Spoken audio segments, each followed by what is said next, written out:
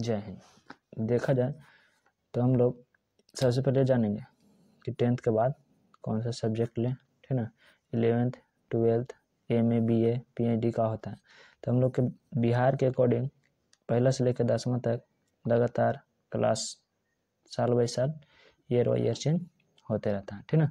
यहाँ तक 10th तक कोई परेशानी नहीं होती, लेकिन बाद का ऑप्शन आता है कि 10th के बाद करें का, ठीक है।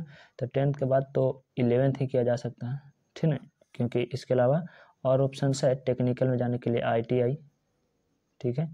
और फिर यहाँ से डिप्लोमा वाला ऑप्शन भी होता है, पॉलिटेक्निक, ठीक है। ITI कर सकते हैं, डिप्लोमा भी कर सकते हैं, पैरामेडिकल भी कर सकते हैं। लेकिन इसके अलावा 10th के सबसे ज़्यादा पॉपुलर जो केसेस रहते हैं से 11th चुना जाता है, ठीक है। तो 11th 12th ये 2 साल का पीरियड होता है, 2 साल का समय वाला कोर्स होता है 11th और 12th, जिसे इंटरमीडिएट कहा जाता है। तो इंटरमीडिएट के 3 फैकल्टी होते हैं, एक साइंस मतलब संकाय, ठीक है, इंटरमीडिएट ऑफ साइंस। इस फैकल्टी वाले स्टूडेंट को ISC वाले स्टूडेंट कहते हैं, इंटरमीडिएट ऑफ साइंस, जिसे हिंदी में हम लोग विज्ञान कहते हैं, ठीक है ना। और इसके बाद एक आर्ट्स वाले आते हैं जो कि इंटरमीडिएट ऑफ आर्ट्स यानी कि IA कहलाते हैं, इसको हिंदी में हम लोग कला कहते हैं, ठीक है ना। और इसके बाद आते हैं कॉमर्स वाले बच्चे जो कि कहते हैं ICOM, ठीक है ना, इंटरमीडिएट ऑफ कॉमर्स, जिसे हिंदी में वाणिज्य कहा जाता है, ठीक है ना। तो साइंस में कौन कौन से सब्जेक्ट होते हैं, तो साइंस में सबसे ज़्यादा पॉपुलर सब्जेक्ट है, इसको 2 भागों में बांट दिया गया है, ठीक है। एक है PCM और एक है PCB। PCM कहने का मतलब फिजिक्स केमिस्ट्री मैथ, ठीक है। मैथ वाले स्टूडेंट्स जिनका भी रुचि मैथ में ज़्यादा रहता है वो PCM को पसंद करते हैं, या तो इंजीनियरिंग फील्ड में जाना चाहते हैं, IIT में जाना चाहते हैं, ठीक है ना, तो मैथ PCM को चुनते हैं, ठीक है। लेकिन जो बच्चे बायोलॉजी को प्रेफर कर देते हैं, है ना, तो PCB चुनते हैं, अर्थात फिजिक्स केमिस्ट्री बायोलॉजी, है ना।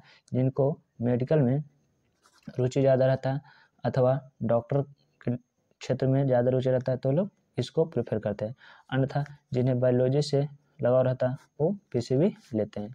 इसके साथ साथ 2 सब्जेक्ट और रहता है, हिंदी और इंग्लिश। हालांकि पहले 150 और 50 मार्क्स के होते थे, लेकिन ये अब समान रूप से हो गया, सभी सब्जेक्ट 100 मार्क्स के रहेंगे, है ना, 100 मार्क्स के रहेंगे। इसके साथ साथ जिसमें प्रैक्टिकल रहेगा सो 30% प्रैक्टिकल रहेगा। तो प्रैक्टिकल किस में रहता है, फिजिक्स में, केमिस्ट्री में और बायोलॉजी में, ठीक है ना। साइंस वाले सब्जेक्ट में फिजिक्स केमिस्ट्री और बायोलॉजी। अर्थात मैथ वाले बच्चों के लिए टोटल 60 नंबर का प्रैक्टिकल मार्क्स है, जो कि बायोलॉजी वालों के लिए टोटल 90 मार्क्स का बायोलॉजी मार्क्स है। फिजिक्स में 30, केमिस्ट्री में 30, बायोलॉजी में 30। लेकिन हिंदी इंग्लिश में कोई प्रैक्टिकल नहीं होता। ये होता है साइंस वालों का सब्जेक्ट, अर्थात टोटल 5 ही सब्जेक्ट होते हैं। बायोलॉजी वाले के पास PE फिजिक्स केमिस्ट्री बायोलॉजी और फिर हिंदी इंग्लिश, ठीक है। और इसके साथ एक्स्ट्रा मैथ ले सकते हैं, तो एक्स्ट्रा वाली सब्जेक्ट अपना रुचि पर डिपेंड करता है, ले अथवा नहीं ले, ठीक है ना।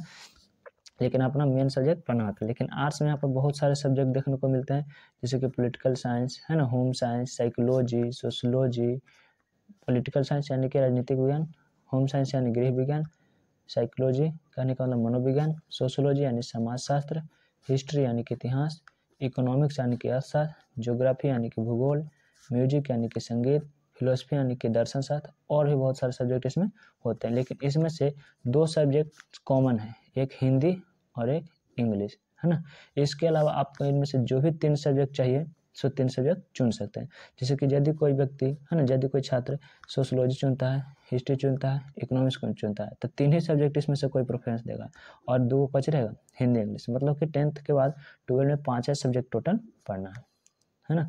इसके बाद आता है कॉमर्स वाले, इसका पहला subject business studies, accountancy, economics, math, statistics, entrepreneurship, ठीक है ना।